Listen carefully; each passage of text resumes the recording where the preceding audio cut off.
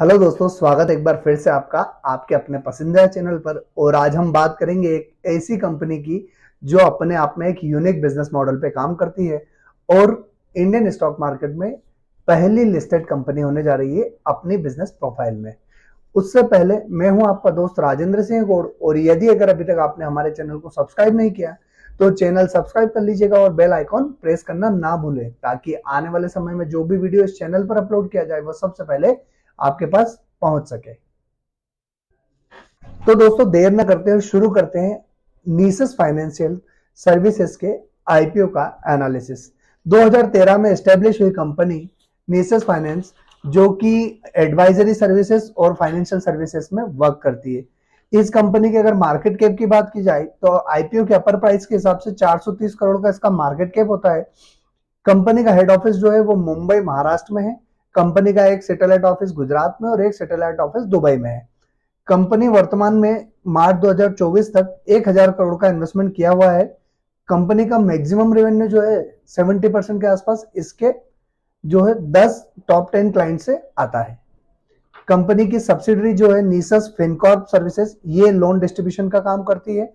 किसको loan distribute करती है? अर्बन इंफ्रा प्रोजेक्ट्स के लिए लोन डिस्ट्रीब्यूट करती है, जिसमें residential housing, commercial and retail portion शामिल है। कंपनी का जो दूसरा बिजनेस है एडवाइजरी सर्विसेज, इसमें कंपनी 4 डिफरेंट तरीके से काम करती है। इसमें एक्स्ट्रा एंड सेल का काम करती है कंपनी, ज्वाइंट वेंचर बनाने का काम करती है, एडिशनल इक्विटीज के लिए काम करती है और कैपिटल रिस्ट्रक्चरिंग के लिए कंपनी काम करती है। अगर कंपनी के रेवेन्यू को बाइफरकेट किया जाए तो 70% रेवेन्यू कंपनी का जो है वो उसकी एडवाइजरी से आता है और 30% जो है उसका फंड मैनेजमेंट से आता है। इस कंपनी के पास हर 5 साल में एक अदर इनकम जनरेट होती है जो इसके इन्वेस्टमेंट से आती है। वो करीब 8 से 10% की होती है इसकी टोटल इन्वेस्टमेंट वैल्यू की। वर्तमान में इसका जो इन्वेस्टमेंट है वो 1000 करोड़ का है, मतलब अगर 10% देखें तो 100 करोड़ के आसपास इसके पास 2027 तक एक एडिशनल फंड आ जाएगा। अब हम कंपनी के आईपीओ डिटेल की बात कर लेते हैं। तो 4 दिसंबर के दिन ही आईपीओ ओपन हो जाएगा और 6 दिसंबर के दिन आईपीओ क्लोज हो जाएगा। 10 रुपए फेस वैल्यू वाला ये शेयर है। 170 रुपए से 180 रुपए का इसका प्राइस बैंड है। 114.24 करोड़ का जो है इशू साइज है, जिसमें से फ्रेश इशू 101.62 करोड़ का है। 7,08,000 इक्विटी शेयर जो है इसके ओएफएस है। इशू टाइप बुक बिल्ड है। बीएससी का एसएमई आईपीओ।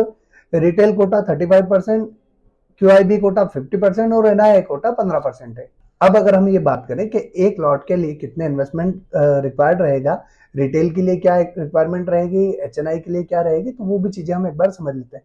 तो एक लॉट में 800 शेयर होंगे, जिसके लिए 1,44,000 रुपए का इन्वेस्टमेंट रिक्वायर्ड रहेगा रिटेल के लिए। रिटेल के लिए मैक्सिमम इन्वेस्टमेंट भी जो है 1,44,000 रुपए के रहेगा। एचएनआई का जो मिनिमम इन्वेस्टमेंट रहेगा वो 2 लॉट के लिए 1600 शेयर रहेंगे, 2,88,000 रुपए का। अब हम एक बार कंपनी की आईपीओ डेट्स को समझ लेते हैं कि किस दिन आईपीओ ओपन होगा, किस दिन क्लोज होगा, बेसिस ऑफ अलॉटमेंट किस दिन होगा और शेयर की लिस्टिंग किस दिन होगी।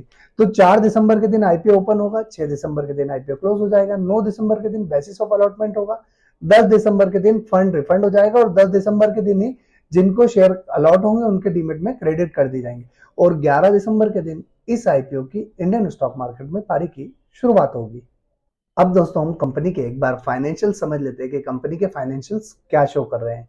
दोस्तों, 2021 में कंपनी ने 5.58 करोड़ का रेवेन्यू जनरेट किया। उसके अगेंस्ट में इनने 4.27 करोड़ के एक्सपेंसेस किए, तो नेट प्रॉफिट जो हुआ इनको 0.70 का हुआ। यहाँ पर इनकी असेट्स 14.99 करोड़ हो गई। 2022 में कंपनी ने 7.50 करोड़ का रेवेन्यू जनरेट किया, इसके अगेंस्ट में 5.53 करोड़ के एक्सपेंसेस किए। प्रॉफिट आफ्टर टैक्स जो हुआ इनका 1.29 करोड़ का हुआ। वहीं इनकी असेट्स बढ़ के 20.76 करोड़ की हो गई। 2023 में 11.54 करोड़ का रेवेन्यू जनरेट किया, जिसके अगेंस्ट में 7.76 करोड़ के एक्सपेंसेस किए और प्रॉफिट आफ्टर टैक्स जो हुआ 3.02 करोड़ का हो गया। यहाँ इनकी असेट्स बढ़ के 31.05 करोड़ हो गई। 2024 में 42.25 करोड़ का रेवेन्यू जनरेट किया, जिसके अगेंस्ट में 9.12 करोड़ के एक्सपेंसेस हुए और यहाँ पर इनका जो प्रॉफिट बढ़ के 23.05 करोड़ हो गया, जो कि काफी एक्स्ट्रा ऑर्डिनरी है। तो यहाँ एक बार हमको समझना होगा कि ये प्रॉफिट एकदम से क्यों बढ़ा और 49.03 करोड़ की इनकी असेट्स हो गई।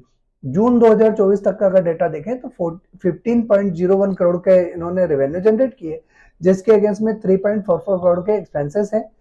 यहाँ इनका प्रॉफिट बढ़ के 8.36 करोड़ हो गया। और इनके एसेट्स जो है 58.36 हो गए। तो ये कंपनी के फाइनेंशियल से जो कि काफी अच्छी कहानी। बट हम एक बार कंपनी की वैल्यूएशन समझ लेते हैं कि वैल्यूएशन वाइज कंपनी कहाँ स्टैंड करती है। तो आरओई कंपनी का 109.83% है, आरओसी 101.63% है, डेब्ट टू इक्विटी रेशियो कंपनी का काफी अच्छा है 0.23 है, रिटर्न ऑन नेटवर्थ जो है 73.09% है, पीबी रेशियो जो है 10.48 का है, पेड जो है 54.3 का है, ईपीएस जो है इसका earning per share pre IPO 12.64 है, आफ्टर आईपीओ 14 हो जाएगा।